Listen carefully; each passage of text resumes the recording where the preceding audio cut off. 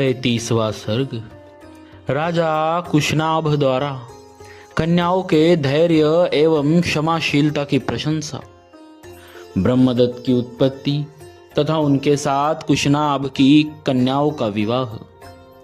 बुद्धिमान महाराज कुशनाभ का वह वचन सुनकर उन सब कन्याओं ने पिता के चरणों में सिर रखकर प्रणाम किया और इस प्रकार कहा, राजन, सर्वत्र संचार करने वाले वायुदेव अशुभ मार्ग का अवलंबन करके हम पर बलात्कार करना चाहते थे। धर्म पर उनकी दृष्टि नहीं थी। हमने उनसे कहा, देव, आपका कल्याण हो, हमारे पिता विद्यमान है, हम स्वच्छंद नहीं हैं। आप पिताजी के पास जाकर हमारा वरण कीजिए। यदि वे हमें आपको सौंप देंगे तो हम आपकी हो जाएंगी। परंतु उनका मन तो पाप से बंधा हुआ था। उन्होंने हमारी बात नहीं मानी। हम सब बहिनें यही धर्म संगत बातें कह रही थी, तो भी उन्होंने हमें गहरी चोट पहुंचाई, बिना अपराध के ही हमें पीड़ा दी। उनकी बात सुनकर परम धर्मात्मा महातेजस्वी राजा ने उन अपनी परम उत्तम सौ कन्याओं को इस प्रकार उत्तर दिया, पुत्रियों, क्षमाशील महापुरुष ही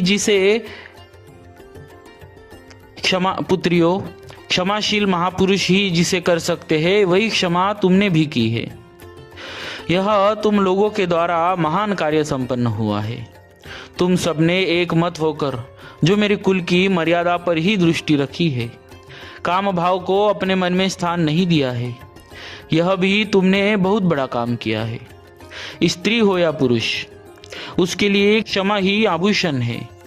पुत्रियों, तुम सब लोगों में समान रूप से जैसी क्षमा या सहिष्णुता है, वह विशेषता देवताओं के लिए भी दुष्कर ही है।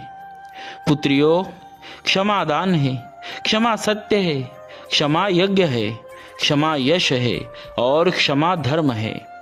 क्षमा पर भी यह संपूर्ण जगत टिका हुआ है।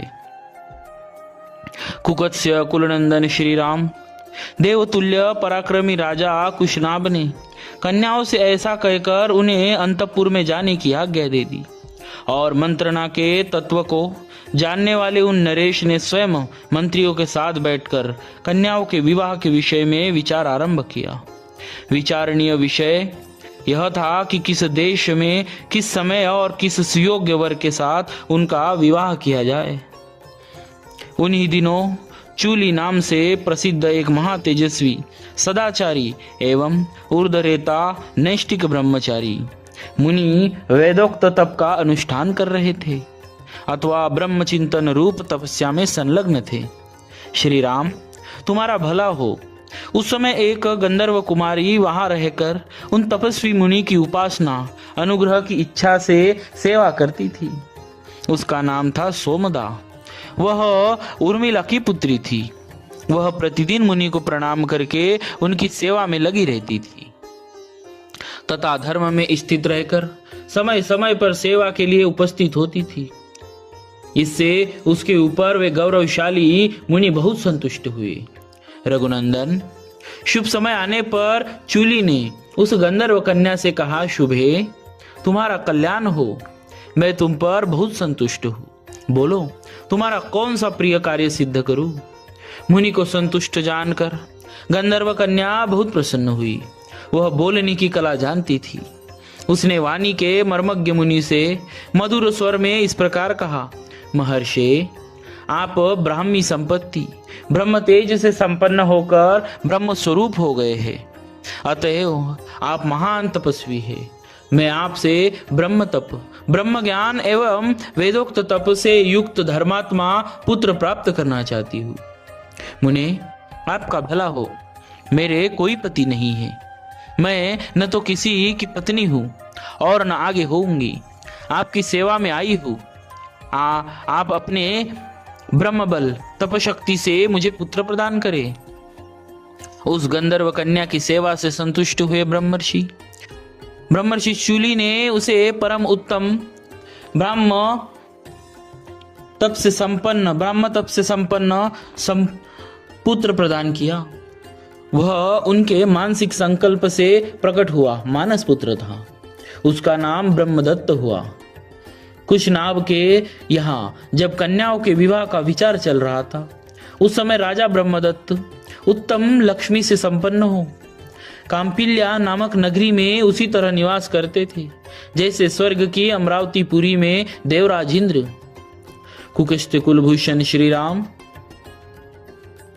तब परम धर्मात्मा राजा कुशनाभ ने ब्रह्मदत्त के साथ अपनी 100 कन्याओं को ब्याह देने का निश्चय किया।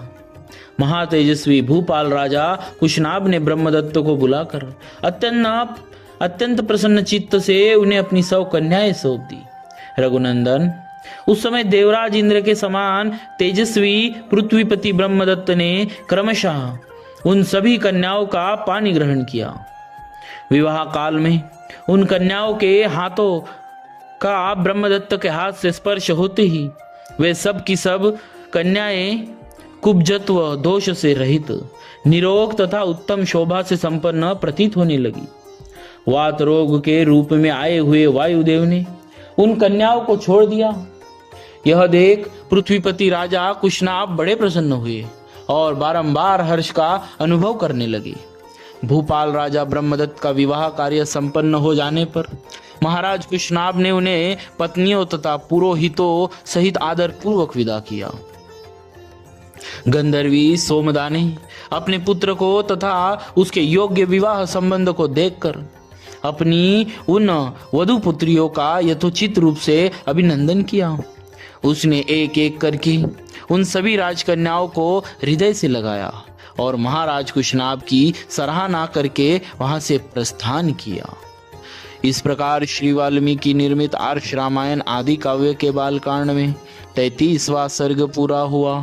बोलिए श्री सीताराम जी महाराज की जय। भक्तवत्सल भगवान की